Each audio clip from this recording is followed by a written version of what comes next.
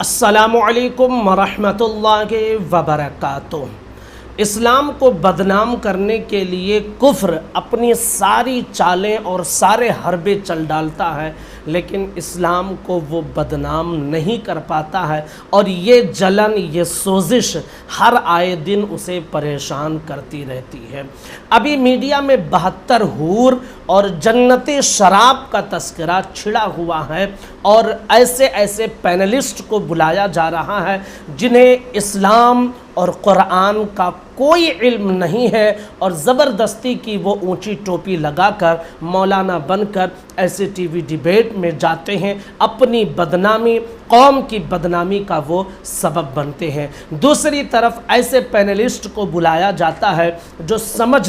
تک نہیں سکتے ہیں، جن کے اندر بدھی نہیں ہے، جو دن رات گندی شرابیں پینے والے ہیں، جو چرس گانجا تک استعمال کرنے والے ہیں۔ انہیں کیا پتہ کہ شراب طہور کیا ہے، انہیں کیا پتہ کہ جنتی شراب کا معاملہ کیا ہے، وہ کیسا ہوگا، اللہ انتظام کیسے کرے گا، یہ ساری چیزیں ان کے علم میں کہاں سے آئیں گے۔ ابھی سوشل میڈیا پر، نیشنل ٹی ویوں پر پاکستانی کچھ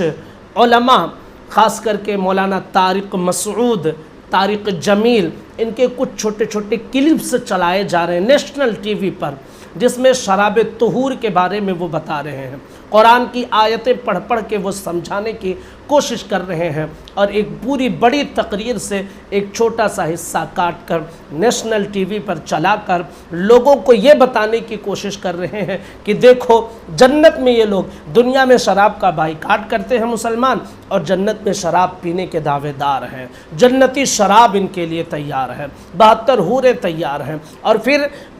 اس پروپیگنڈا کو ڈیفینڈ کرنے کے لیے ساجد رشیدی اور ممتاز عالم رضوی، اور اس کے بعد پروفیسر جنید حارث، شعیب جامعی، ایسے کٹملوں کو بلایا جاتا ہے جنہیں قرآن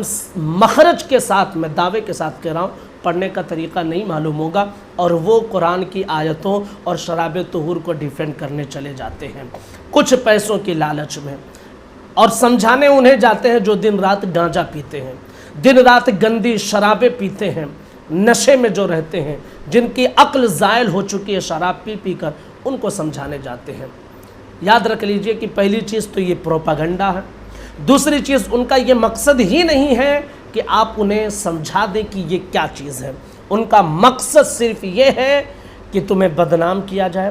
تمہارے قرآن کی آیتوں کو توڑ مروڑ کر ایسی باتیں پیش کی جائیں کہ جس سے غیر مسلم تمہارا مذاق اڑا سکیں، اور یہی نیشنل ٹی وی کے ذریعے کیا جا رہا ہے۔ تو یہ جو کچھ پینلسٹ مسلم اسکالر بن کر جاتے ہیں، یہ خود اپنا بھی مذاق اڑواتے ہیں اور اسلام کا بھی مذاق اڑواتے ہیں، اور وہ جو دیکھنے کے لیے شو بیٹھے ہیں اور اینکر آئے ہیں، یا اس مسلم پینلسٹ کے سامنے جو کچھ لوگ بیٹھے ہوتے ہیں، وہ سب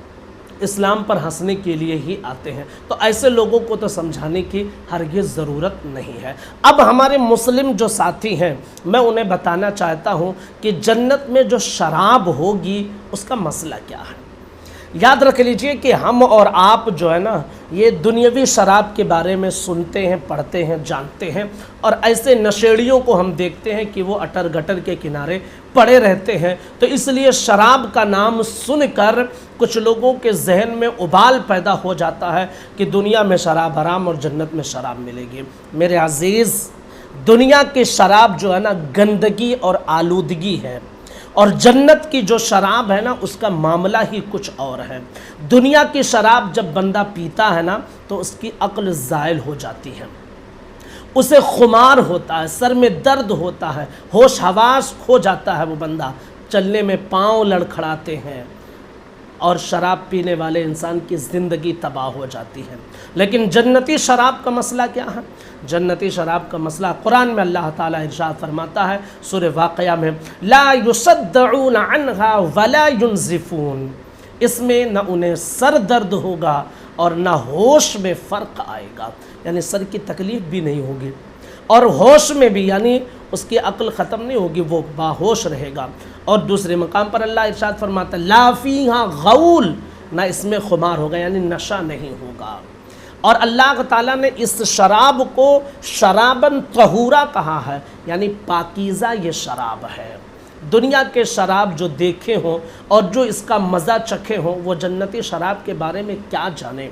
اور پھر ایسے لوگوں کو سمجھانے چلے جاتے یار وہ خود نشہ کر کے ٹی وی چینلوں پر بیٹھ کر اینکرنگ کرتے ہیں، انہیں کیا پتہ کہ شراب طہور کیا ہے۔ اب شراب طہور کے بارے میں علماء کرام نے کچھ تشریحات کی ہیں، 3 قول اس کے بیان کیے گئے۔ نمبر 1 کہتے ہیں کہ اس شراب سے مراد ایسی شراب ہے جو گندگی اور ذرات سے پاک ہے، اور دنیاوی شراب کی طرح نہ ہاتھوں نے اسے چھوا ہوگا اور نہ قدموں نے اسے آلودہ کیا ہوگا، یہ مراد ہے۔ اور دوسری جو اس کی تشریح کی گئی وہ یہ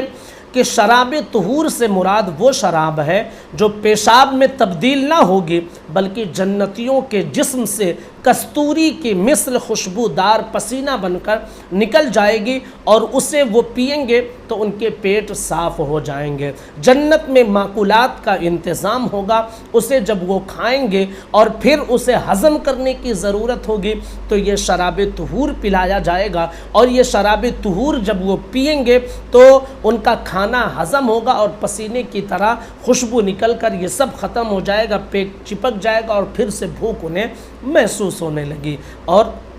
تیسری اس کی تشریح یہ کی گئی ہے کہ جنت کے دروازے پر پانی کا ایک چشمہ ہے، اس سے جو شخص بھی پانی پیے گا اللہ عز و جل اس کے دل کا کھوٹ، حسد اور کینہ دور فرما دے گا۔ اب ان کو کیا پتہ جو مخرج کے ساتھ قرآن نہیں پڑھ سکتے ہیں وہ چلے ہیں شراب طہور ان کو سمجھانے کہ جن کی پوری زندگی گندی شراب پیتے پیتے گزر گئی ہے۔ میرے عزیز ساتھیوں، اسلام ایک سچا مذہب اور اسلام کی تعلیمات حق ہے، یہ اور بات ہے کہ فطور ذہنوں میں اسلام کی تعلیمات نہیں بیٹھتی ہے۔ جو اسلام کو سچائی کے ساتھ پڑھنا چاہتا ہے اسلام اس کے ذہن و دماغ میں اترتا ہے، جو ہدایت چاہتا ہے اسلام اسے ہدایت دیتا ہے۔ باقی نفرت پھیلانے والے لاکھ کوششیں کرتے رہے، پروپیگنڈا کرتے رہے، اسلام کل بھی تھا زندہ باد، آج بھی ہے زندہ باد، اور انشاءاللہ ہمیشہ اسلام زندہ باد ہی رہے گا۔ السلام علیکم ورحمۃ اللہ وبرکاتہ۔